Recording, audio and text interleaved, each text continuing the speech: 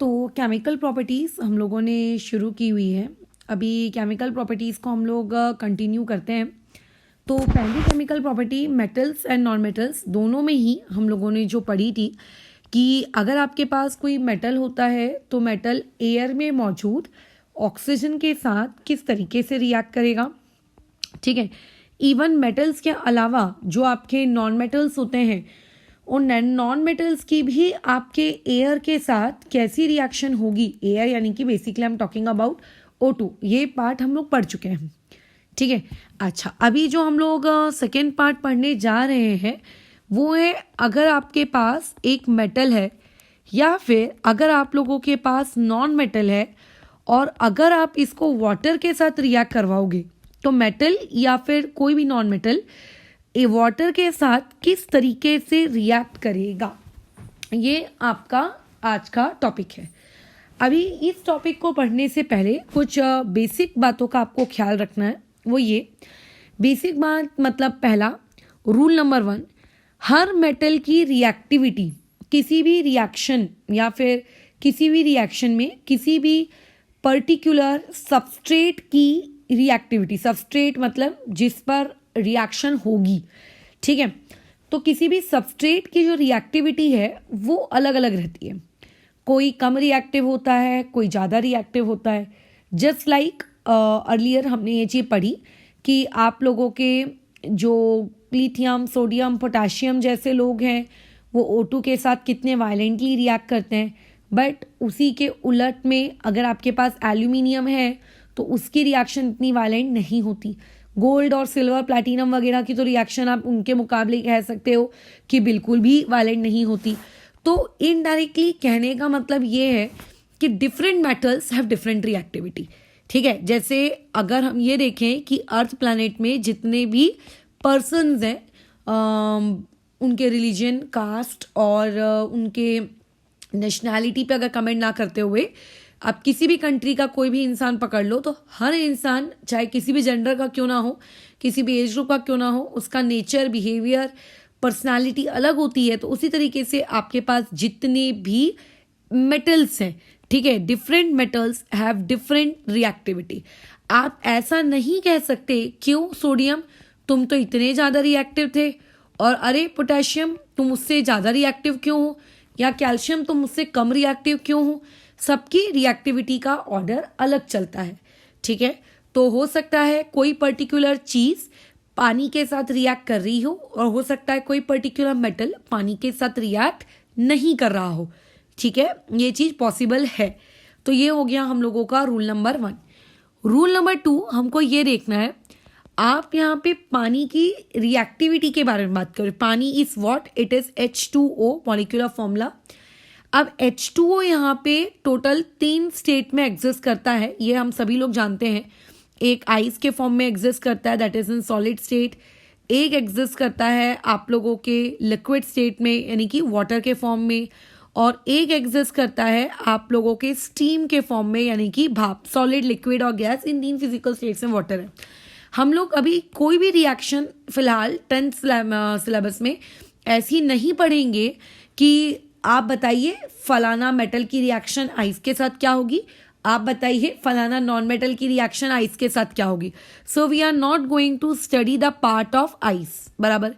अब बचते हैं 2 पार्ट, वाटर और स्टीम। स्टीम को हम लोग पढ़ेंगे हमारे सिलेबस में।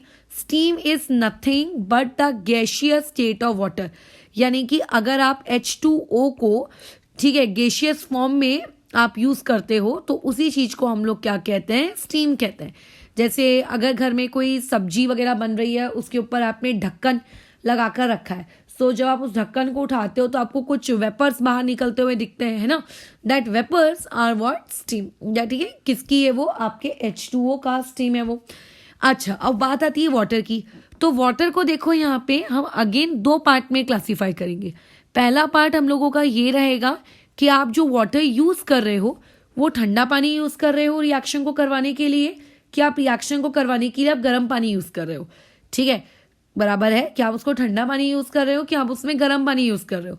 तो water is again classified into 2 type. Cold water use किया जा रहा है या उसके लिए हॉट वाटर यूज़ किया जा रहा है। तो ये टोटल 3 चीज़ें रहेंगी, जिन 3 चीज़ों के साथ अब रिएक्शन देखने को मिलेगी आपको कि कोई भी मेटल कोल्ड वाटर के साथ रिएक्ट कर रहा है, कि कोई भी मेटल आपके हॉट वाटर के साथ रिएक्ट कर रहा है, कि कोई भी मेटल स्टीम के साथ रिएक्ट कर रहा है। बस इन 3 केसेस के अलावा और कोई केस हमको 10th स्टैंडर्ड के सिलेबस में डील नहीं करना है। तो आपके पेपर में 3 चीज़ें आ सकती हैं। पहला क्या आ सकता है, किसी मेटल का नाम दिया होगा, मेटल के बाजू में H2O लिखा होगा, H2OL लिखा है, यानी कि H2O लिक्विड स्टेट में है, ठीक है, वो वाटर के बारे में बात कर रहा है, और नीचे कोल्ड लिखा होगा और बोलेगा कि बताओ प्रोडक्ट क्या है, ठीक है। तुम वो यहाँ पे ऐसा आ सकता है कि मेटल लिखा है, मेटल के साथ यहाँ पे H2O लिखा है, यहाँ पे लिक्विड लिखा है, और यहाँ पे लेट्स से हॉट लिखा है, तो यहाँ पे एरो पूछ देगा बताओ यहाँ क्या लिखना है। फिर यहाँ पे एक और चीज़ आ जाएगी कि आपके पास मेटल दिया है, प्लस यहाँ पे आपका H2O है, और यहाँ पे G फॉर गैस लिखा है, ठीक है, और यहाँ पे आपसे पूछ लिया गया है कि बताओ रिएक्शन क्या है। पेपर में कभी भी ऐसा लिख कर नहीं आएगा कि बताइए इस चीज़ की रिएक्शन स्टीम के साथ कैसी होगी। हाँ, एक टीचर को यदि तुम्हें पास करवाना है, अरे कि चलो जान दो पास हो जाए, कई लोगों को तो वैसे अगर इतना डायरेक्ट क्वेश्चन भी पेपर में दे देंगे तो भी उन गधों को समझ में नहीं आएगा। बट अगर मैं खुद पेपर डिजाइन कर रही होती, मैं कभी वहाँ पे स्टीम वर्ड का यूज़ नहीं करती, मैं उसमें शांति से छोटा सा जी बना देती, ताकि ये देखने के लिए कि एक स्टूडेंट का प्रेजेंस ऑफ माइंड क्या है, ठीक है। अब अगर तुम्हें ऐसा लगता है कि यार H2O चाहे ठंडा हो, H2O चाहे गर्म हो, या फिर आपका H2O चाहे स्टीम के फॉर्मेट में हो, उससे क्या फ़र्क पड़ता है, रिएक्शन तो रिएक्शन होती है, प्रोडक्ट तो प्रोडक्ट होता है, प्रोडक्ट तो प्रोडक्ट बनना चाहिए, ऐसा नहीं है, ठीक है। अगर आप किसी पर्टिकुलर मेटल को रिएक्ट कराते हो, किसके साथ रिएक्ट कराते हो, आपके स्टीम के साथ बराबर, अगर आप उसको रिएक्ट कराते हो वाटर के साथ, चाहे ठंडा हो या गर्म, ठीक है, तो आप ऐसा एक्सपेक्ट नहीं कर सकते कि प्रोडक्ट आप लोगों का सेम बनेगा, ठीक है। प्रोडक्ट वहाँ पे कैसा बनता है, आपका डिफरेंट बनता है, और कई केसेस में तो आप लोगों के पास जो मेटल्स होते हैं वो ठंडे पानी के साथ रिएक्ट करने से तक मना कर देते हैं। तुम में से कितने लोगों के घर में जो बाथरूम है उस बाथरूम में लोहे की बाल्टी होगी, वैसे आजकल तो प्लास्टिक की बकेट्स ने रिप्लेस कर लिया है उन लोगों को, बट ठीक है ना, अभी कई लोगों के घर में मे बी लोहे की बकेट्स होंगी, तो जब उन लोहे की बकेट्स में आप पानी भर के रखते हो तो क्या वो पानी आपका रिएक्ट कर जाता है, क्या लोहा उसके साथ रिएक्ट कर जाता है? ऑब्वियसली नॉट, वो उसके साथ रिएक्ट नहीं करता है ना। तो इसका मतलब हर मेटल आपके ठंडे पानी के साथ रिएक्ट करेगा, ठीक है, ऐसा ज़रूरी नहीं है बराबर। लेकिन ये भी ज़रूरी नहीं है कि वो चीज़ गर्म पानी के साथ रिएक्ट करेगी। क्यों? तुम में से कितने सारे लोग गर्म पानी से नहाते होंगे, ठीक है, तो क्या ऐसा ज़रूरी है कि वो गर्म पानी के साथ रिएक्ट कर जाएगी? नहीं करती है। बट क्या फिर वो स्टीम के साथ रिएक्ट करती होगी? देखना पड़ेगा करती है कि नहीं करती है। So it is like that कि हर चीज़ आप लोगों की रिएक्ट करे ऐसा ज़रूरी नहीं होता है। हो सकता है कोई चीज़ ठंडे से नहीं कर रही है, गर्म से नहीं कर रही है, बट स्टीम से कर जाए, हो सकता है तीनों से ही ना करे। तो इसीलिए ऐसा मान लेना कि तीनों में सेम प्रोडक्ट बनेगा, ऐसा नहीं होता। अब इसमें मैं तुम्हें बहुत ही सिंपल वे में चीज़ों को क्लासीफाई करके बताती हूँ। मेरा काम क्योंकि ये नहीं है कि चीज़ें पढ़ा दिया, मेरा काम ये है कि ताकि तुम मैक्सिमम तरीके से उस चीज़ को याद रख सको अपने पेपर में। अब हमारा जो सिलेबस है, हमारे सिलेबस में कुछ चीज़ें हैं, कुछ मेटल्स हैं। वैसे तो हमारे पास बहुत सारे मेटल्स हैं, बट हम सारे मेटल्स याद नहीं करते या सारे मेटल्स के बारे में हम जानकारी इकट्ठा नहीं रखते, ठीक है, कि आला मेटल उसके साथ रिएक्ट करेगा तो कैसे करेगा, फलाना ढिमका, ये वो हमारा काम नहीं है। हम कुछ स्पेसिफिक मेटल्स के बारे में ही बात करते हैं। क्या करते हैं? Specific metals. उन स्पेसिफिक मेटल्स में पहला नाम आता है आप लोगों के सोडियम और पोटेशियम का, ठीक है। सोडियम, पोटेशियम बहुत ही फेमस लोग हैं ना ये लोग, इनका नाम ना आए कैसे हो सकता है? तो आपको क्वेश्चन टीचर पूछते हैं कि what is the reaction of sodium, ठीक है, with water, what is the reaction of potassium with water, etcetera etcetera, ये सारी चीजें आपको पूछी जाती हैं। तो अभी हमारे पास 3 ऑप्शन है। क्या सोडियम ठंडे पानी के साथ रिएक्ट करेगा? क्या पहला ऑप्शन, क्या आपके पास जो सोडियम है क्या वो गर्म पानी के साथ रिएक्ट करेगा? क्या? और क्या सोडियम स्टीम के साथ रिएक्ट करेगा? क्या? ये 3 क्वेश्चन। तो इन क्वेश्चंस का जवाब देने के लिए ये याद रखिए कि जो ठंडा पानी होता है अगर मैं तुम्हारे बॉडी पे डालती हूँ, क्या तुम्हारी बॉडी को कोई डैमेज पहुंचेगा? ऑब्वियसली नहीं। लेकिन अगर मैं गर्म पानी डालती हूँ तो डैमेज पहुंचेगा? Obviously yes. और अगर मैं स्टीम डालती हूँ तो शायद ज़्यादा डैमेज पहुंचेगा। 9th स्टैंडर्ड में पढ़ा था ये चीज़। तो अगर मैं ताकत की बात करूँ, सो सबसे कमज़ोर होता है आपका कोल्ड वाटर। ठीक है, कोल्ड वाटर सबसे कमज़ोर होता है। उससे ताकतवर होता है आपका हॉट वाटर, और उन सबसे ज़्यादा ताकतवर होती है उनमें आपकी स्टीम। समझ में आ रही बात? तो अगर कोई रिएक्शन ठंडे पानी से लेट से नहीं हो रही तो आप गर्म पानी ट्राई करके देखो, गर्म पानी से भी नहीं हो रही तो आप स्टीम ट्राई करके देखो। समझ में आ रही है बात? लेकिन मान लेते हैं कोई रिएक्शन ठंडे पानी से हो गई, जो कमजोर, मतलब मान लेते हैं दो लोगों के बीच में फाइटिंग हो रही है और जो सबसे कमजोर फाइटर है वो जीत गया, तो जो इंसान कमजोर फाइटर से हार गया वो तो बाकी जो उससे ताकतवर लोग हैं उनसे तो हारेगा ही डेफिनेटली। तो अगर कोई रिएक्शन, कोई मेटल ठंडे पानी से रिएक्ट कर गया है तो इतना तो कंफर्म है कि बाकियों से तो उसको रिएक्ट करना ही करना है। बाकी तो क्योंकि ताकतवर लोग हैं, बाकियों को तो मना किया नहीं जा सकता। तो आपके सिलेबस में ऐसे कौन कौन से मेटल्स हैं जिनको आप ठंडे पानी से रिएक्ट करवा सकते हो? तो उनमें सबसे पहला नाम आता है, ठंडे पानी से रिएक्ट करवाने वालों की लिस्ट में आपके पास नाम आएगा सोडियम। ठीक है, सोडियम, पोटेशियम। प्रोडक्ट क्या बनेगा वो हम बाद में सोचेंगे, ठीक है ना? क्या है, इसकी टेंशन अभी लेनी ही नहीं है कि सोडियम का अगर ठंडे पानी से रिएक्शन करवा दी है ना तो क्या बनेगा, वो मत सोचो। फिलहाल लिस्ट याद रखो कि कौन ठंडे पानी से रिएक्ट कर रहा है, कौन नहीं कर रहा है। सोडियम हो गया, पोटेशियम हो गया, कैल्शियम हो गया। ये तीनों के तीनों बंदे लोग क्या होते हैं, आपके ठंडे पानी से रिएक्ट करते हैं। अब कैल्शियम के बाद एक इंसान के दिमाग में आता है मैग्नीशियम, लेकिन याद रखिए मैग्नीशियम ठंडे पानी से रिएक्ट नहीं करता है। ठंडे पानी के बजाय उसको क्या चाहिए होता है, गर्म पानी। मैग्नीशियम गर्म पानी से रिएक्ट करता है, और गर्म पानी के साथ जब ये रिएक्शन करता है मैग्नीशियम, तो इसकी जो रिएक्शन होती है ना वो बहुत स्लो होती है, धीरे धीरे करता है। और अगर आपने गर्म पानी के बदले इसको अगर स्टीम दे दी, ठीक है, अगर आपने इसको स्टीम दे दी, और अगर आपने इसको स्टीम दे दी तो बस तुम फिर देखो ये कितना रैपिडली रिएक्ट करेगा उस स्टीम के साथ। तो आपका मैग्नीशियम स्टीम के साथ भी रिएक्ट कर जाता है, ये भी एक है, बट ठंडे पानी से रिएक्ट नहीं करता। ये लिस्ट बहुत ही जरूरी है, क्योंकि पेपर में कई बार क्वेश्चन आता है कि मैग्नीशियम को हमने कोल्ड वाटर के साथ रिएक्ट कराया, बोलो प्रोडक्ट लिखो। तो हम में से कई लोग लिख भी देते हैं प्रोडक्ट। हमें ये देखना है कि वहां पे कोल्ड वाटर बोला गया है, यानी कि प्रोडक्ट नहीं लिखना है, वहां पे आंसर आएगा नो रिएक्शन। ठीक है, इसीलिए लिस्ट इतनी इंपॉर्टेंट है।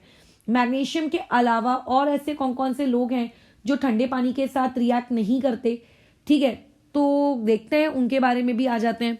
अब घर में एक चीज जो बहुत ही ज्यादा लार्ज स्केल में यूज होती है वो है लोहा।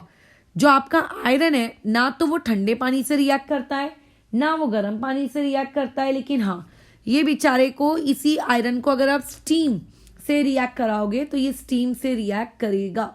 ठीक है, इसीलिए स्टीम से रिएक्ट करेगा, बराबर। अच्छा, उसके अलावा फिर नेक्स्ट हमारे घर में होते हैं एल्यूमिनियम होता है ना। तो एल्यूमिनियम भी ना तो ठंडे पानी से रिएक्ट करता है ना तो गर्म पानी से रिएक्ट करता है, वो स्टीम के साथ रिएक्ट करता है। सिमिलरली जिंक है ना, तो एल्यूमिनियम, जिंक, आयरन, ये वो लोग हैं जो आपके स्टीम के साथ रिएक्ट करते हैं। क्या मैग्नीशियम भी रिएक्ट करता है? करता है, लेकिन ये वो तीन लोग हैं जो आपके ना तो ठंडे पानी के साथ ना तो गर्म पानी के साथ, ठीक है, neither विथ कोल्ड वाटर न विथ हॉट वाटर, ठीक है, किसी के साथ ये लोग रिएक्ट नहीं करते। ये आपको याद होना चाहिए।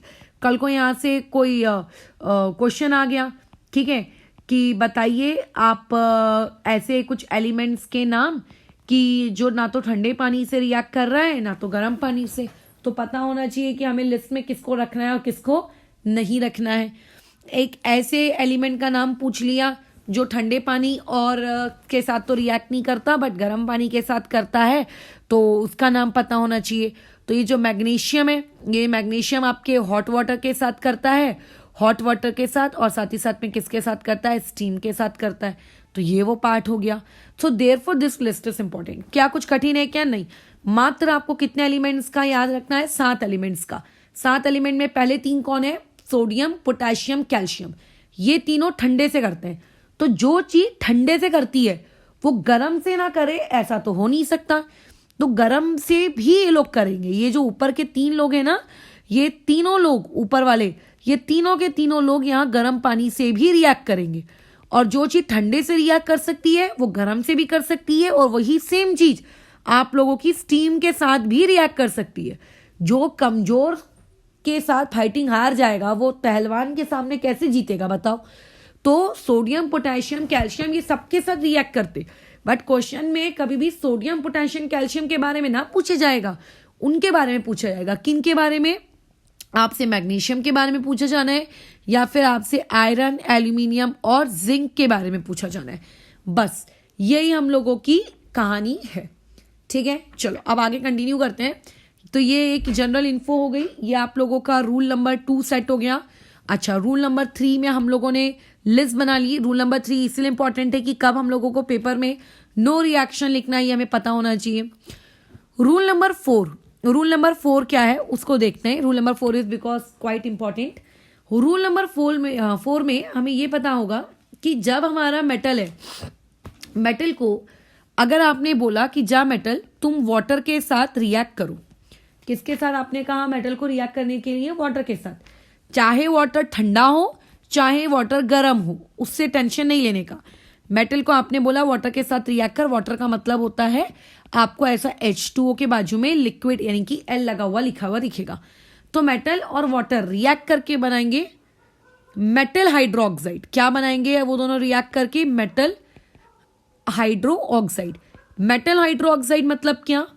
आप कैसे बनाओगे मेटल हाइड्रो ऑक्साइड? आप एक तरफ M लिखोगे, M की कोई ना कोई वैलेंसी होगी, प्लस में कुछ ना कुछ नंबर होगा, और हाइड्रो ऑक्साइड यानी कि OH की वैलेंसी तो तुम सभी लोग जानते हो -1 होती है। क्रिस क्रॉस करो, फॉर्मूला बन गया। ये होता है metal hydro oxide. Hydro oxide मतलब OH होने को होना, और दूसरा होगा आपका हाइड्रोजन यानी कि क्या? H2।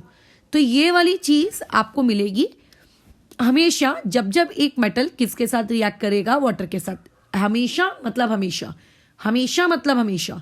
दूसरी चीज, लेकिन यदि आपने मेटल को वाटर के साथ रिएक्ट ना करवाते हुए आपने मेटल को रिएक्ट करवा दिया स्टीम के साथ, स्टीम यानी कि आपका H2O गैस, तो ऐसे में फिर आपको क्या मिलने वाला है? फिर ऐसे में अब आपको जो प्रोडक्ट मिलेगा वो मेटल हाइड्रो ऑक्साइड नहीं होगा, वो प्रोडक्ट होगा तुम्हारा मेटल ऑक्साइड। वो प्रोडक्ट क्या होगा आप लोगों का? Metal oxide. ठीक है, क्या होगा वो? Metal oxide. और ये जो मेटल ऑक्साइड है, ये मेटल ऑक्साइड के साथ भी हाइड्रोजन गैस तो निकलनी है, मेटल ऑक्साइड। और मेटल ऑक्साइड कैसे बनेगा? M रहेगा, M की प्लस में कोई ना कोई तो वैलेंसी रहेगी, O रहेगा, और O के साथ वैलेंसी कौन सी वाली रहने वाली है? -2। क्रिस क्रॉस कर दो, बन गया तुम्हारा फॉर्मूला। ये इस प्रकार से। ठीक है, ये 2 रूल्स आपको याद रखने हैं, ताकि पेपर में अगर वाटर दिखे तो हाइड्रोक्साइड बनाने का है, और अगर स्टीम दिखे तो ऑक्साइड बनाने का। कई लोग रिएक्शन को रट्टा मारते हैं कि रट लो, या फिर कई लोगों को मेटल्स एंड नॉन मेटल्स वाला जो चैप्टर है बहुत गंदा लगता है कि यार बहुत रिएक्शंस रटनी पड़ती आती हैं एक्सेट्रा एक्सेट्रा। कुछ भी नहीं है यार रटने का, कुछ भी नहीं है। अगर आप चीज़ों को समराइज करके पढ़ोगे एकदम सीक्वेंशियल मैनर में तो कुछ भी रटने का पार्ट नहीं है, बहुत ही लॉजिकल कंसेप्चुअल है। हाँ, इतना बहुत तो थोड़ा बहुत याद रखना पड़ेगा कि मेटल हाइड्रोक्साइड बनेगा कि मेटल ऑक्साइड बनेगा, OH की वैलेंसी -1, O की वैलेंसी -2। इतना भी अगर तुम नहीं कर पाए तो फिर क्या मतलब। ठीक है, चलो अब आगे हम लोग रिएक्शंस देख लेते हैं। तो बस अब हमें रिएक्शंस देखनी है, और फिर आखिरी में हम लोग एज यूजुअल उन टॉपिक्स को डिस्कस कर लेंगे कि आज हमने जो पढ़ा उस पढ़े हुए टॉपिक से कहाँ कहाँ से क्वेश्चन आ सकते हैं। ठीक है ना? ओके, तो सबसे पहले हम लोगों का पसंदीदा चहेता सोडियम आया हमारे पास। सोडियम ने तुमसे कहा कि मेरी रिएक्शन आप करवाओ। मैं एक एक एलिमेंट की हेडिंग नाम लिखती जाती हूँ और उस एलिमेंट से रिलेटेड रिएक्शन लिखती जाती हूँ। याद रखना, this part is very important. इससे बहुत सारे क्वेश्चन आपसे पूछे जाएंगे। तो वेरी इंपॉर्टेंट पार्ट मतलब वेरी इंपॉर्टेंट। इससे कई बार रिएक्शंस पूछी जाती हैं। सबसे ज़्यादा एक इंसान डपक डबक गिरता है तो वो इसी पार्ट पे गिरता है, तुम मत गिरना। तुम्हारे पास लेट्स इमेजिन सोडियम है, तुमने कहा मुझे सोडियम की रिएक्शन करवानी है। सोडियम भी हो सकता है, रुको सॉरी, सोडियम भी हो सकता है या फिर इसकी जगह पोटेशियम भी हो सकता है। मुझे एक ही रिएक्शन को 10 बार लिखने का शौक नहीं है, तो therefore I am just writing sodium और पोटेशियम, दोनों में से आपको जिसको लेना है आप ले लो। तो सोडियम लेट से आपने लिया, सॉलिड स्टेट में होगा सोडियम। इसको आपने कहा कि मैं इसकी रिएक्शन कराऊंगा H2O के साथ, स्टीम की वाटर। तो पहले हम वाटर से बात करते हैं। ठंडा की गर्म, ठीक है, तो यहाँ पे नीचे मेंशन कर दो लेट्स से कोल्ड वाटर, बोलो रिएक्शन क्या होगी। तो अब इसमें लोग रटेंगे कि अच्छा ये प्लस ये इक्वल टू इतना इतना, वो नहीं रटना। पानी के साथ रिएक्शन करा रहे हैं मतलब हाइड्रोक्साइड बनाने का है, बस बात खत्म। तो सोडियम की वैलेंसी कितनी होती है +1, हाइड्रो ऑक्साइड यानी कि OH उसकी वैलेंसी -1, क्रिस्क्रॉस के फॉर्मूला बन गया आप लोगों के पास NaOH। और एक चीज जो हमेशा इवॉल्व होगी रिएक्शन से वो है हाइड्रोजन गैस, खत्म। हाइड्रोजन गैस क्योंकि इवॉल्व होगी तो उसकी फिजिकल स्टेट G होगी, और जो NaOH यहां से बनेगा उसकी फिजिकल स्टेट एक्वस होगी। बाद में बैलेंसिंग करने की झंझट तुम्हारी, ठीक है, बैलेंसिंग मैं करके नहीं दे रही, इतना मैं एक्सपेक्ट करती हूँ कि बड़े हो गए हो, इतने बड़े घोड़े हो गए हो, रिएक्शन इतना तो आता ही है। लेकिन यहां पे प्लस में एक चीज तुम्हें और लिखनी होगी, वो ये कि इस रिएक्शन में एक और चीज प्रोड्यूस होती है और वो होती है आप लोगों की हीट। यस, इस रिएक्शन में आप लोगों की क्या प्रोड्यूस होती है, हीट। क्योंकि इस रिएक्शन में हीट प्रोड्यूस होती है, इसीलिए जब भी आप किसी भी मेटल की रिएक्शन, ठीक है, वाटर के साथ कराते हो तो ये एक कैसी प्रोसेस है, एक्सोथर्मिक प्रोसेस है। तो यानी कि आप रूल नंबर 5 में ये याद रख सकते हो कि रूल नंबर 5 में 2 पॉइंट्स याद रख सकते हो। पहला कि अगर किसी गैस को यहां से इवॉल्व होना है तो हाइड्रोजन गैस इस पर्टिकुलर स्टेप में इवॉल्व होगी, इसके अलावा कोई दूसरी गैस इवॉल्व नहीं होगी। और दूसरा बात आप ये याद रख सकते हो वो ये कि व्हाट आर यू सेइंग कि क्या कहते हैं, हाँ, ये प्रोसेस कैसी होगी, एक्सोथर्मिक। एक्सोथर्मिक क्या होता है, एंडोथर्मिक क्या होता है, ये पुराने चैप्टर्स में हमने पढ़ा है, ठीक है। यहाँ से बहुत ज्यादा अमाउंट में हीट रिलीज होगी, इस पे गिव रीजंस भी आते हैं, वो भी हम डिस्कस कर लेंगे बट लेटर। अच्छा, अभी मान लेते हैं कल को इन्होंने सोडियम की जगह तुमको बोला होता, नॉट सोडियम की जगह, पानी की जगह उसने बोल दिया होता पानी तो ले लो लेकिन हॉट वाटर ले लो, तो हॉट वाटर लेने से यार कोई फर्क नहीं पड़ता, यही आपको सेम प्रोडक्ट मिलता। लेकिन अगर मान के चलते हैं यहाँ पे आपको हॉट वाटर ना लेते हुए उसने तुमको बोल दिया कि यहाँ पे आप ले लीजिए स्टीम, ठीक है, आप यहाँ पे क्या ले लीजिए, स्टीम। तो जब तुम वहां पे स्टीम लेते, ठीक है, जब तुम वहां पे स्टीम लेते तो स्टीम लेने से फर्क पड़ता, ठीक है, क्या होता आप लोगों के वहां पे स्टीम लेने से फर्क पड़ता। क्योंकि जब आप स्टीम लोगे तो स्टीम जो प्रोडक्ट बनाएगी वो प्रोडक्ट आपका पानी के साथ बनने वाले प्रोडक्ट के जैसे सेम नहीं होगा, ठीक है। लेकिन अब होता ये है कभी भी हम सोडियम, पोटेशियम या लिथियम या कैल्शियम जैसी चीज को भी हम कभी भी स्टीम के साथ रिएक्ट नहीं कराते, क्योंकि रिएक्शन बहुत ज़्यादा वायलेंट होती है, मेटल एक्सप्लोड कर सकता है। और आप ये समझो जैसे आप मूवीज वगैरह में देखते हो ना, एक आग का गोला धरती की तरफ बढ़ते हुए आ रहा है, तो ऐसी कोई सिचुएशन हो सकती है, ठीक है। So we never react, we never do such a reaction in which sodium is treated with steam. But imaginary तौर पर अगर मुझको सोडियम को, ठीक है, स्टीम के साथ रिएक्ट करवाना पड़ता तो मैं प्रोडक्ट क्या लिखती, ठीक है। रियलिटी में we are not going to do because it is very violent reaction, it will lead to an explosion and all, ठीक है। So we are not going to do, but still if you want to do a reaction, ठीक है, if you want to do a reaction, then what will be the product? Product will be oxide. How to write a product of oxide? Sodium with a valency of +1, oxide a valency of -2, so the resulting product will be Na2O plus यहाँ से क्या निकल गई, hydrogen gas, and the resulting product is in solid state, not in aqueous state, ठीक है। Oxide solid state में बनेगा, ठीक है। लगे तो अपन यहाँ पे एक और चीज लिख देते हैं कि जो ये मेटल ऑक्साइड रहेगा, इस मेटल ऑक्साइड की फिजिकल स्टेट क्या होगी, सॉलिड। और यहाँ पे जो मेटल हाइड्रो ऑक्साइड बनेगा, यहाँ पे इसकी फिजिकल स्टेट क्या होगी, एक्वस। दिस छोटा छोटा पॉइंट्स, ठीक है, is very important while doing a balance chemical reaction, ठीक है। तो ऐसे में अब हम लोग आगे बढ़ते हैं नेक्स्ट टॉपिक पे। तो यहाँ पे देखो सोडियम भी हो सकता था, यहाँ पे पोटेशियम भी हो सकता था। तो बार बार रिएक्शन में तुम लोगों को रिपीट कराऊं, इससे बेटर है कि एक ही बार में लिख कर दे दिया। अब सोडियम और पोटेशियम के बाद में हम उठा के ले लेते हैं हमारे दूसरे आज के कंटेंटर को, वो है हमारा कैल्शियम। कैल्शियम उसका सिंबल होता है आपका Ca। अब इसकी रिएक्शन मुझे करवानी है, तो क्या मेरा कैल्शियम आप लोगों के ठंडे पानी के साथ रिएक्ट करेगा क्या? सबसे पहला क्वेश्चन, ठीक है, whether calcium is going to react with ठंडा पानी और नॉट।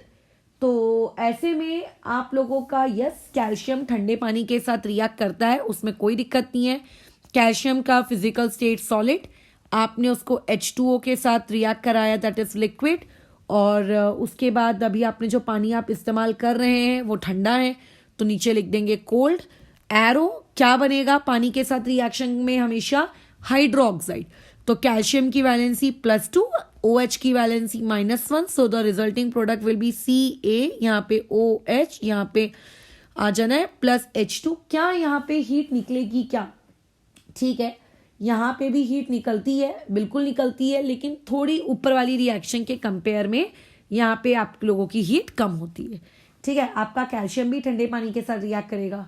अगर आप इसी कैल्शियम को आप इच्छा रखते हो कि इसी कैल्शियम को, वैसे तो हम करेंगे नहीं, बट अगर इसी कैल्शियम के साथ आप ये इच्छा रखते हो कि काश मेरा कैल्शियम आपके स्टीम के साथ रिएक्ट कर रहा होता, तो प्रोडक्ट क्या होता है? CaO + H2। करके देख लेना क्या, चलो को कर ही देते। कैल्शियम की वैलेंसी +2, O की valency -2, so the product will be CaO। ठीक है, इस तरीके से। अब यहां तक तो ऐसा लग रहा है रेवा कितना आसान आसान है। चलो अभी थोड़े से डिफिकल्ट वाले पार्ट में हम मूव करते हैं। डिफिकल्ट तो नहीं कहेंगे, बट इससे बेटर है। अब आया आप लोगों का भाई मैग्नीशियम। अब देखो मैग्नीशियम जो है रिएक्टिविटी के मामले में लिथियम, सोडियम, पोटेशियम, कैल्शियम से भी आप लोगों का नीचे स्तर का है। अब अगर तुमने इसी मैग्नीशियम को कहा कि आप रिएक्ट करो H2O लिक्विड, ठीक है, और ये कोल्ड सिचुएशन में, तो ये रिएक्शन नहीं देगा। Answer will be no reaction. Magnesium की रिएक्टिविटी इतनी कम होती है कि कभी भी वो ठंडे पानी के साथ रिएक्ट नहीं करता। लेकिन अगर इसी सेम मैग्नीशियम को आपने हॉट वाटर के साथ रिएक्ट करने का मौका दे दिया, तो हॉट वाटर के साथ ये रिएक्ट करेगा, और हॉट वाटर के साथ रिएक्ट करके ऑब्वियसली बनाएगा MgOH whole twice 2 plus hydrogen gas. ठीक है, ये मैं प्रोडक्ट कैसे लिख रही हूं, अभी ऊपर के बताए हुए एग्जाम्पल से तुम लोगों को ये बात तो समझ में आ गई होगी। कैल्शियम याद रखना रिएक्ट करता है ठंडे पानी के साथ, लेकिन मैग्नीशियम नहीं करता। ठीक है, मैग्नीशियम आपका रिएक्ट नहीं करता। इससे ये बात दिमाग में जान लो कि मैग्नीशियम कैल्शियम से कम रिएक्टिव है। ठीक है, मैग्नीशियम कैल्शियम से क्या है? कम रिएक्टिव है। ठीक है, क्या है वो? उससे कम रिएक्टिव है। और अगर इसी सेम मैग्नीशियम को मौका मिलेगा कि आप इस मैग्नीशियम को रिएक्ट करवा दो स्टीम के साथ, तो ये स्टीम के साथ महाशय रिएक्ट करके क्या बना लेंगे? MgO। ठीक है, और याद रखना इसकी फिजिकल स्टेट सॉलिड होती है, और ऊपर में जो प्रोडक्ट बनेगा वो उसकी फिजिकल स्टेट क्या होगी? एक्वस। ये बन गया आपका प्रोडक्ट, है ना। तो यहाँ पे मैग्नीशियम ने जब वाटर के साथ, हॉट वाटर के साथ रिएक्शन की, तो मैग्नीशियम हाइड्रोक्साइड, और जब नीचे पानी के बजाय स्टीम के साथ रिएक्शन की, तो प्रोडक्ट क्या बना? Magnesium oxide. तो और ठंडे पानी के साथ तो करना ही नहीं है उसने तो वैसे भी। ठीक है, अच्छा, अब स्टीम के बाद हम लोग उठाकर लाते हैं हमारे 3 शहजादों को। 3 शहजादे हैं हमारे एल्यूमिनियम, एक है हमारा जिंक, और एक है हम लोगों का आयरन। इन तीनों की रिएक्शन देखते हैं। ये तीनों के तीनों, चाहे आप एल्यूमिनियम लेके आओ, चाहे आप जिंक लेकर आओ, चाहे आप आयरन लेकर आओ, इनमें से किसी को भी अगर आपने ठंडे पानी के साथ अगर आपने रिएक्ट कराया, भूल जाओ कि कोई रिएक्शन देंगे, नो रिएक्शन। ठीक है, आपने अगर इन तीनों में से किसी को भी उठा के लाए और तुम बोलते हो कि चलो जाके आप पानी के साथ रिएक्ट करो, लेकिन एक काम करते हैं, मैं पानी गर्म कर देता हूं, तो ये लोग अगेन बोलेंगे नो रिएक्शन। ठंडे पानी या और गर्म पानी के साथ तीनों के तीनों रिएक्ट नहीं करते। लेकिन अगर इनमें से किसी एक को भी, लेट्स से एल्यूमिनियम को, आपने कहा कि अच्छा एक काम करो, कोई बात नहीं, तुम स्टीम के साथ रिएक्ट कर लो, तो ये तुरंत महाशय स्टीम के साथ रिएक्ट करेंगे। अब तुमको तो पता है कि स्टीम के साथ अगर रिएक्ट कर रहा है तो ऑक्साइड बनेगा। तो हम लोग यहाँ कॉर्नर में जाते हैं, रफ में कैलकुलेशन करते हैं और ऑक्साइड बनाते हैं। एल्यूमिनियम की वैलेंसी +3, ऑक्साइड की वैलेंसी -2, क्रिस क्रॉस किया, ऑक्साइड बन गया Al2O3, और बाजू से निकली हाइड्रोजन गैस। समझ में आ रही है बात? खत्म हो गया, प्रोडक्ट बन गया। चलो अब आते हैं जिंक के पास। जिंक भी ठंडे और गर्म पानी के साथ तो देखो रिएक्ट करता नहीं है, उसको भी हम लेके गए स्टीम के साथ, तो उसने बोला कोई बात नहीं, मैं भी रिएक्ट करके बना लेता हूँ प्रोडक्ट। हम गए बाजू में, हमने वैलेंसी लिखी, जिंक की वैलेंसी +2, ऑक्साइड की valency -2, so the product will be ZnO plus H2। कितना आसान लग रहा होगा ना। अच्छा, physical state solid and solid, कितना आसान लग रहा है कि कोई रिएक्शन रटनी नहीं पड़ रही। जो हमने चैप्टर नंबर 1 पढ़ा है, उस चैप्टर नंबर 1 के सहारे ही देखो हम लोगों के सारे दुख दर्द तकलीफ क्या होते जा रहे हैं, सॉल्व होते जा रहे हैं। लेकिन अब यहां पे आ गया आप लोगों का विलन आयरन। ये आयरन नामक विलन ही इतना ज्यादा खतरनाक है कि अच्छे से अच्छे स्टूडेंट इसी पर्टिकुलर पॉइंट पे ढपक ढपक ढपक गिरते हैं। कैसे, इसको लॉजिकली सोचेंगे, ध्यान से सुनेंगे, क्योंकि ये वो पॉइंट है जिससे मैंने अभी तक जितने भी हम लोग टेस्ट पेपर्स लेते हैं, हम लोग ये चीज साफ साफ हमको देखने को मिलती है कि ये वो पॉइंट है जहां पे स्टूडेंट सबसे ज्यादा मिस्टेक करता है, मतलब सबसे ज्यादा मिस्टेक। आयरन को अगर आपने रिएक्ट करवाया किसके साथ, स्टीम के साथ, तो क्या वो रिएक्शन नहीं करेगा? करेगा यार, करेगा। लेकिन बात आती है प्रोडक्ट की। जितने लोगों ने भी चैप्टर नंबर 1 पढ़ा है उनको ये बात अच्छे से पता है कि आयरन की 2 वैलेंसीज होती हैं। एक होती है +2 वाली और एक होती है +3 वाली। कई लोगों को पेपर में कंफ्यूजन होगा कि चलो +2 वाली वैलेंसी से प्रोडक्ट बना लेते हैं, तो वो लोग +2 वाली वैलेंसी से प्रोडक्ट बनाने निकल जाएंगे। अगर उन्होंने +2 वाली वैलेंसी से प्रोडक्ट बनाया तो उनका प्रोडक्ट होना चाहिए FeO और वहां पे लिख देंगे FeO + H2। अब वो बोलेंगे पेपर में यहाँ हम लोग सही लिखकर आ गए क्योंकि Fe की वैलेंसी +2 होती है, बट गलत है ये। Fe की +2 वैलेंसी के साथ यहाँ पे प्रोडक्ट नहीं बनेगा। तो तुम में से कुछ लोग ऐसे बोलेंगे कि अच्छा कोई बात नहीं, +2 से नहीं बन रहा है, Fe की वैलेंसी +3 ले लेते हैं और यहाँ पे हम लोग +3 के साथ प्रोडक्ट बना लेते हैं, सो उनके हिसाब से प्रोडक्ट आएगा Fe2O3। तो अभी भी ये क्या सही है? अभी भी ये गलत है। तुम सोचोगे कि यार ये ना तो +2 से वैलेंसी वाली प्रोडक्ट को हाँ कह रही है, ना तो ये +3 वाली वैलेंसी के प्रोडक्ट को हाँ कह रही है, तो आयरन की क्या कोई नेक्स्ट वैलेंसी भी होती है क्या? तो आयरन में ये भी एक केस पॉसिबल होता है कि आयरन का कुछ पार्ट +2 वैलेंसी शो करता है और आयरन का कुछ पार्ट +3 वैलेंसी शो करता है, मिक्सचर। ठीक है, जिससे आप लोग हायर स्टैंडर्ड 11th वगैरह में थोड़ा बहुत इसके बारे में पढ़ोगे। तो ये वो रिएक्शन है जिसमें आयरन का प्रोडक्ट ना तो उसकी +2 वैलेंसी के साथ बनाना है, ना तो यहाँ पे आयरन का प्रोडक्ट उसकी +3 वाली वैलेंसी के साथ बनाना है। यहाँ पे आपके आयरन का जो प्रोडक्ट बनेगा वो एक्सेप्शनली बनेगा Fe3O4, ना तो +2 वाला प्रोडक्ट ना तो +3 वाला प्रोडक्ट। ये प्रोडक्ट कुछ एक्सेप्शनली अजीब प्रोडक्ट बना और इस प्रोडक्ट का नाम होता है हम लोगों का आयरन। फिर ब्रैकेट में रोमन नंबर्स में 2,3 ब्रैकेट क्लोज ऑक्साइड, यानी कि ये मिक्सचर है जिस मिक्सचर में +2 वाला भी मौजूद है और +3। अब इसमें हम लोग गलती क्या कर देते हैं, हम लोगों को तो हमारे टीचर्स लोग अच्छे से सिखा देते हैं कि इस तरीके से क्रिस क्रॉस करते जाओ, ठीक है, और हम लोगों को ध्यान नहीं रहता पेपर में और हम यहाँ पे भी क्रिस क्रॉस में से इनमें से कोई भी एक आंसर लिख कर आ जाएंगे, बट ये आपका इनकरेक्ट है।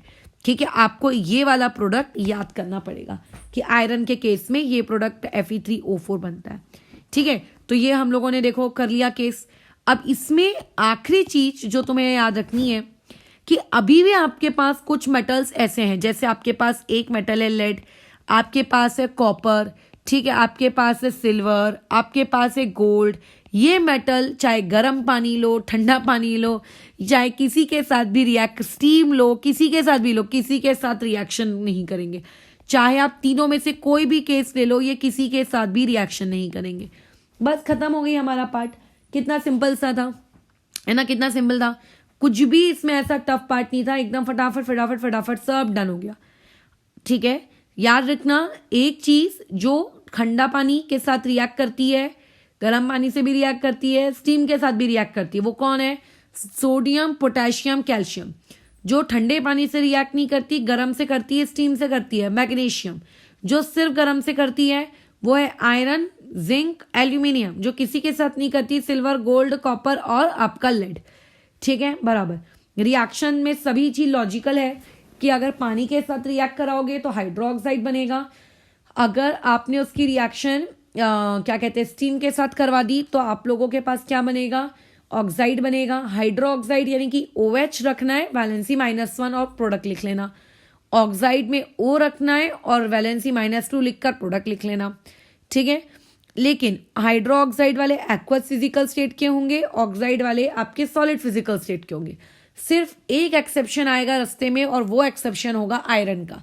आयरन में आप उम्मीद करोगे कि बनना चाहिए FeO या बनना चाहिए Fe2O3, बनता है Fe3O4 जिसमें +2 और +3 वाली ऑक्सीडेशन स्टेट्स का मिक्सचर रहता है वो।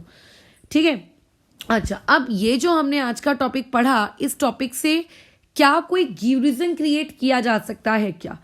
तो यहाँ से सबसे इंपॉर्टेंट चीज जो क्रिएट की जाती है वो ये केमिकल रिएक्शंस। पेपर में केमिकल रिएक्शंस भर भर के आती हैं, जैसे कि write down the reaction of magnesium with cold water. तो कई लोग जल्दबाजी में MgOH लिख देते हैं, तो वो गलत हो गया क्योंकि कोल्ड वाटर से तो मैग्नीशियम रिएक्ट ही नहीं करता।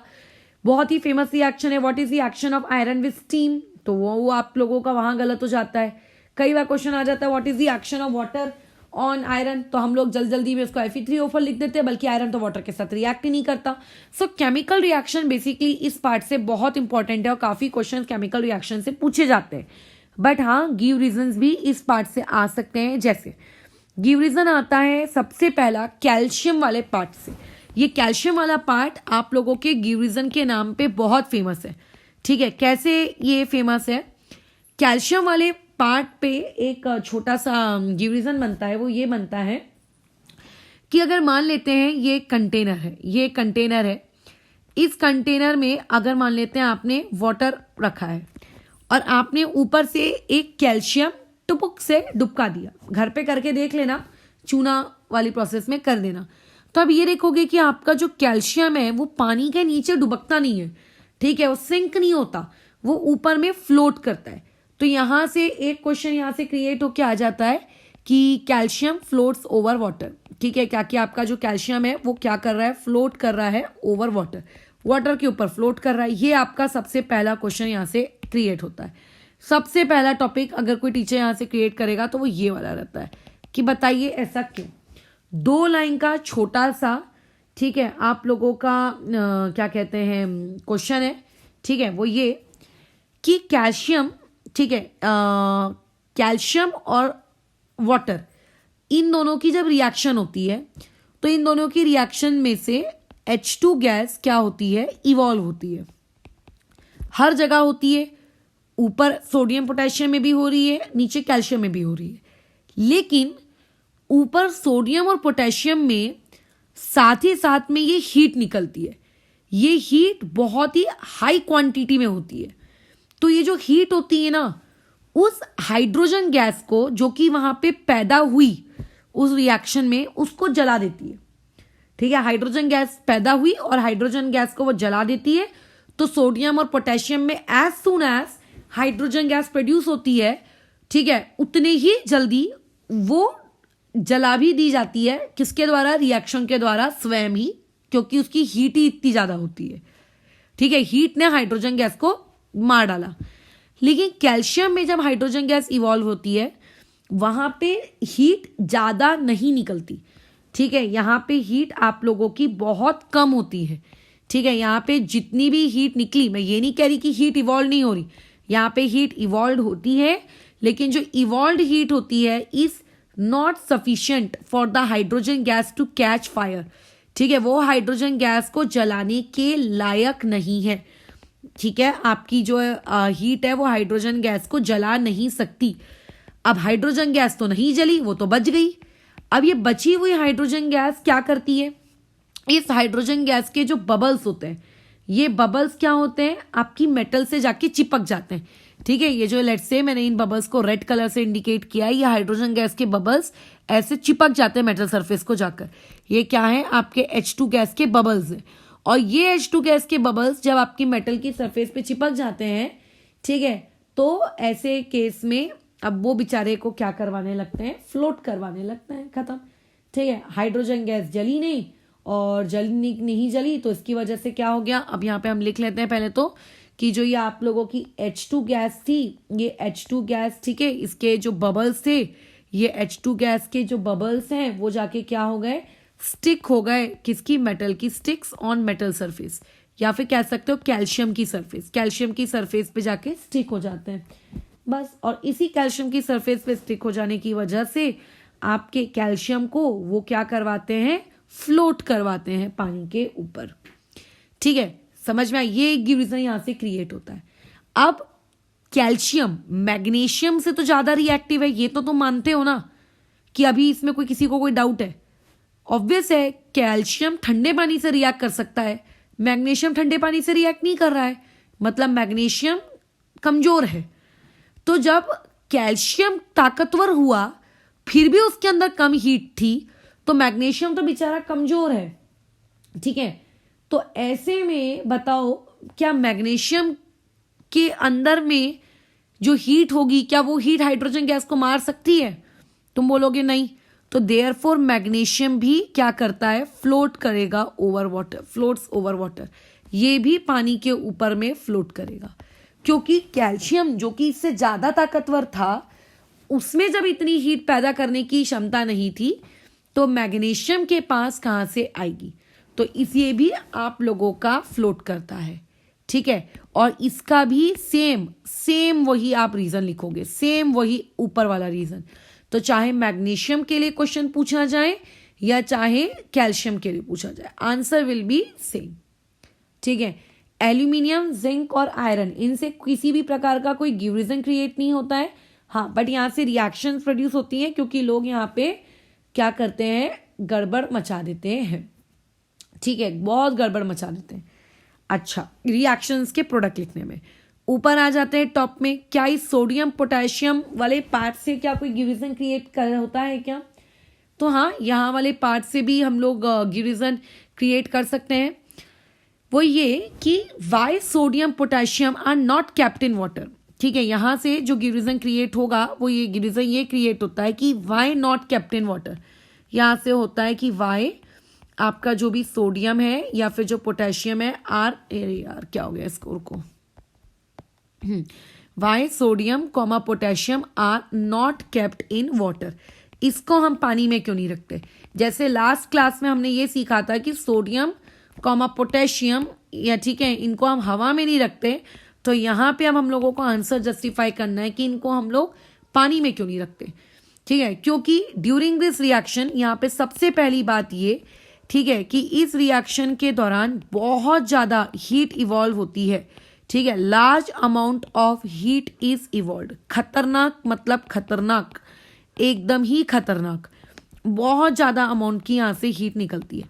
कैल्शियम में कैसे कम निकल रही थी, यहां पे ऐसा नहीं होता। अच्छा, अब ये जो हीट निकलती है, क्या ये हीट कुछ करेगी? हाँ, ये जो हीट है, ये हीट हाइड्रोजन गैस को जला देती है। ठीक है, बराबर। ये जो हीट ऊपर से आपने इवॉल्व की, ये evolve heat evolve catches fire. ठीक है, ये क्या कर लेती है, तुरंत हाइड्रोजन गैस को क्या कर लेती है, जला देती है।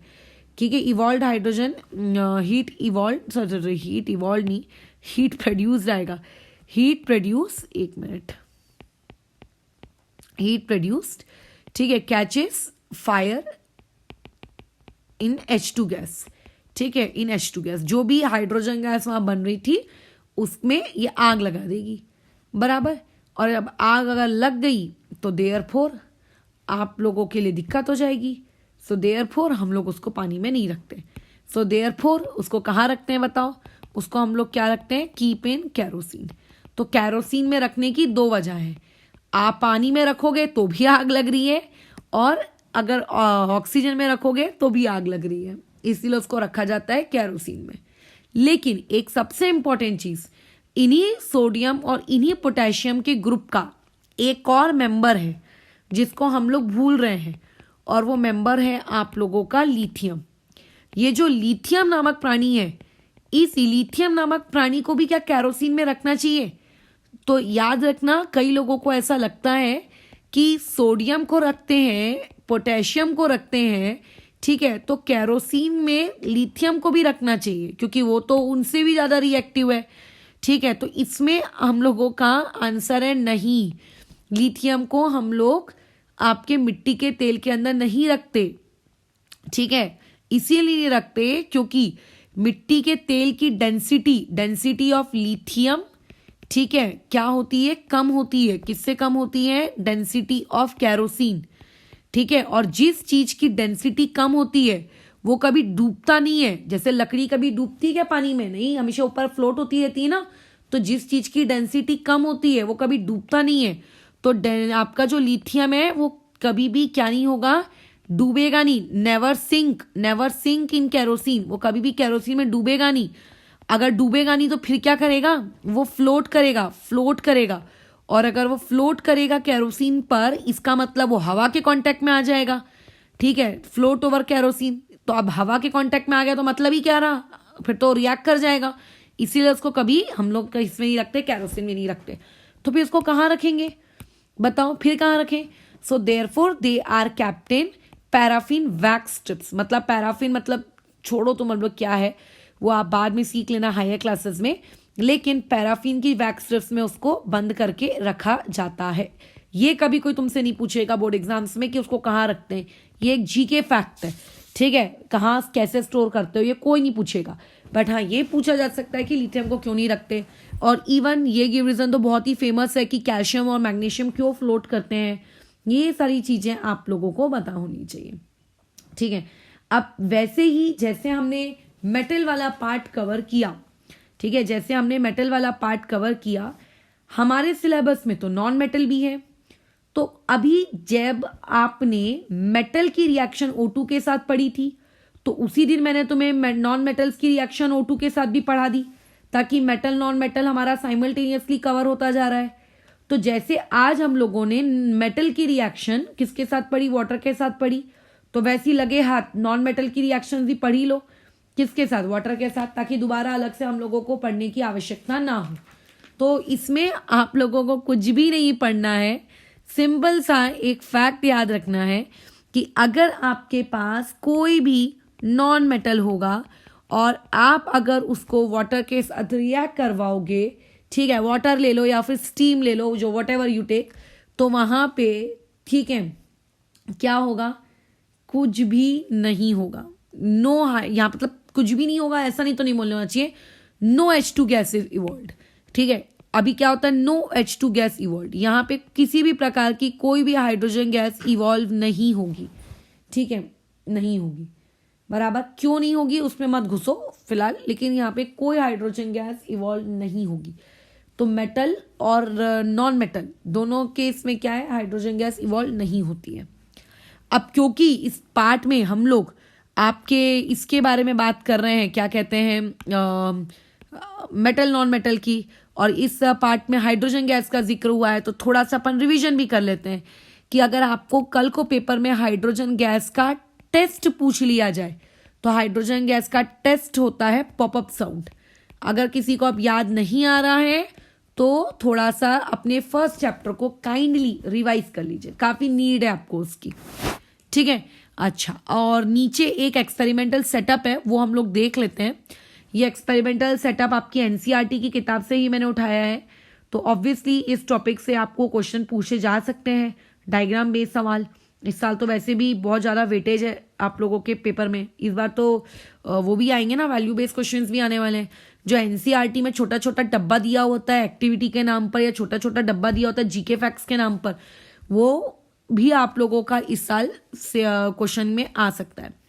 अब देखो इस सवाल से कैसे, इस मतलब इस इमेज से कैसे सवाल पूछे जा सकते हैं। यहाँ पे बताइए कौन सी गैस कलेक्ट हुई, तो आपको पता होना चाहिए। या फिर ये क्वेश्चन पूछा जाता है कि बबल्स किस चीज के हैं, ये बबल्स किसके हैं, ठीक है, ये क्वेश्चन पूछ लेते हैं कि बबल्स किस चीज के हैं, तो आपको पता होना चाहिए बबल्स किसका है, आपके हाइड्रोजन गैस का बबल है। अब हाइड्रोजन गैस, ये बबल्स किसका है, विच बबल, हुज बबल, ये लो ऐसा पूछ लेता है, हुज बबल्स, ये ऐसा फोटो दे देगा और पूछ लेगा हुज बबल्स, फिर आप आंसर दोगे हाइड्रोजन गैस। तो फिर नेक्स्ट क्वेश्चन में पूछ लेगा कि बताओ हाइड्रोजन गैस की, अच्छा फिर टेस्ट क्या होती है उस गैस की, टेस्ट पहचानो, ये पूछ लेगा, है ना, ये सारी चीजें वो यहाँ से पूछ लेता है। अच्छा, फिर वो पूछ लेता है कि ये क्या है, व्हाट इज दिस, ठीक है, ये क्या है, ये क्या है, व्हाट इज दिस, ये क्या है। तो अब जिसने एनसीईआरटी को ठीक से पढ़ा है, या जिसने अपनी बुक, चाहे एनसीईआरटी हो या कोई भी बुक आप पढ़ रहे हो, ठीक है, तो उस बुक में लिखा होगा कि ये glass wool soaked in water, ठीक है, आपने वहां पे उस ऊन को क्या कहते हैं, हाँ ऊन ही कहते हैं, गीला ऊन रखा है। अब ये पूछ लेगा कि यहाँ पे इसका रीजन क्या है, बताओ इसको रखने का रीजन क्या है, रख दिया है। अब कोई ना कोई चीज का तो रीजन होता ही है ना, तो आप इसका रीजन जस्टिफाई करिए किसका रीज़न क्या होता है? वो ये होता है कि देखो यहाँ पे ये गीला ऊन है, ठीक है, कैसा ऊन है? गीला। तो ये जो वूल है, ये वूल आपका कैसा है? Contains water.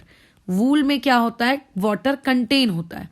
अब क्योंकि वाटर उसके अंदर कंटेन होता है एंड आप नीचे से बर्नर ऑन किए हो, ये देखो नीचे से आपने बर्नर ऑन किया है, तो ये जो बर्नर की वजह से जो हीट आती है, बर्नर की जो हीट आती है, इसकी वजह से ये जो वाटर उसके अंदर होता है, उसके अंदर जो वाटर ड्रॉपलेट्स होते हैं वूल के अंदर, वो खुद को कन्वर्ट कर लेते हैं किसमें? वेपर्स में। किसमें कन्वर्ट कर लेते हैं खुद को? वेपर्स में। और इसके अंदर में क्या प्रोड्यूस हो जाती है? स्टीम। इसके अंदर क्या प्रोड्यूस हो जाती है? स्टीम। तो ये glass wool soaked in water, ये किस पर्पस के लिए लगाया जाता है? In order to produce steam, ताकि रिएक्शन के अंदर क्या पैदा की जा सके, टेस्ट ट्यूब के अंदर क्या प्रोड्यूस की जा सके? स्टीम। कभी भी हम स्टीम को लेकर नहीं आते कि जा स्टीम टेस्ट ट्यूब के अंदर जा, उसको हम टेस्ट ट्यूब के अंदर ही प्रोड्यूस करते हैं, ठीक है, बराबर। उसको टेस्ट ट्यूब के अंदर ही हम प्रोड्यूस करते हैं ताकि स्टीम तभी के तभी प्रोड्यूस हो और तभी की तभी बाजू में रखे हुए मेटल सैंपल के साथ वो क्या कर सके? रिएक्ट कर सके, ठीक है, बराबर। अच्छा, और कई बार तुम ये भी देखो